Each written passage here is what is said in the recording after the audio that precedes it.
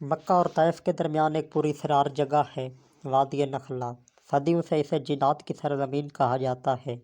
لوگ وہاں رات گزارنے سے ڈرتے ہیں کیونکہ اندھیرے میں عجیب آوازیں، سائے اور قدموں کی چاپ سنائی دیتی ہے۔ اس رات یہاں سے کچھ مسافر گزر رہے تھے۔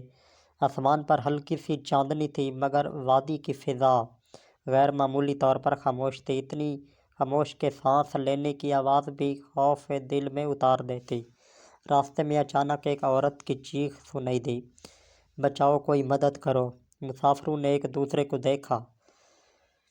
آواز قریب کسی کھائی سے آ رہی تھی۔ وہ لوگ آگے بڑھے، مگر جیسے جیسے قریب گئے آواز بدلنے لگی۔ کبھی عورت کی چیخ بنتی، کبھی بوڑھے کی کراہٹ، کبھی بچے کے رونے کی آواز۔ ڈرا ہوا ایک آدمی بولا، "یہ عام آواز نہیں، یہ کچھ اور ہے۔" اچانک ریت کا طوفان سا اٹھا، کھائی کے پیچھے سے دھواں جیسی چیز بلند ہوئی، ہوا میں عجیب بھنبھناہٹ پھیلی، اور ہوا جسے کسی نامعلوم زبان میں باتیں کرنے لگی۔ پھر ایک سایہ نمودار ہوا، لمبا، پتلا اور دھواں سا جسم، جس کا چہرہ مبہم تھا مگر آنکھوں میں سرخ چمک تھی۔ سایہ بولا، "تم یہاں کیوں آئے؟ یہ جگہ تمہاری نہیں۔" مسافروں میں سے ایک نے ہمت کر کے پوچھا، "تم کون ہو؟" سایہ زور سے چیخا، "ہم وادی نخلا کے جن ہیں۔ یہاں انسان قدم نہیں رکھتے، آج کی رات ہماری ہے۔" ڈر کے مارے زمین کانپ اٹھی، گھوڑے بے چین ہو گئے۔ دور کہیں دہکتی آگ جیسی روشنی اٹھی، پھر بجلی کی کڑک کی طرح زمین ہلنے لگی۔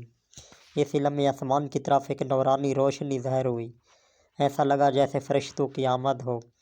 جنات اچانک خاموش ہو گئے، ان کی آوازیں دب گئیں اور وہ دھواں جیسے تحلیل ہونے لگے۔ مسافروں نے وہ روشنی پہچان لی۔ یہ وہ رات تھی جب نبی کریم صلی اللہ علیہ وسلم وادی نخلا سے گزرے تھے اور قرآن کی تلاوت جاری تھی۔ جنات نے آواز سن کر قرآن کی طہارت سے لرزتے ہوئے پیچھے ہٹنا شروع کر دیا۔ نورانی روشنی نے پوری وادی کو روشن کر دیا۔ جنات کی آوازیں چیخ سے سرگوشی میں تبدیل ہو گئیں، پھر مکمل طور پر ختم ہو گئیں۔ جب فجر ہوئی تو وادی دوبارہ خاموش تھی، مگر ہر پتھر، ہر ریت کا ذرہ اس رات کی گواہی دے رہا تھا کہ وہ رات جس میں جنات جمع ہوئے تھے، وہ رات جسے آج تک لوگ نہیں بھول سکے۔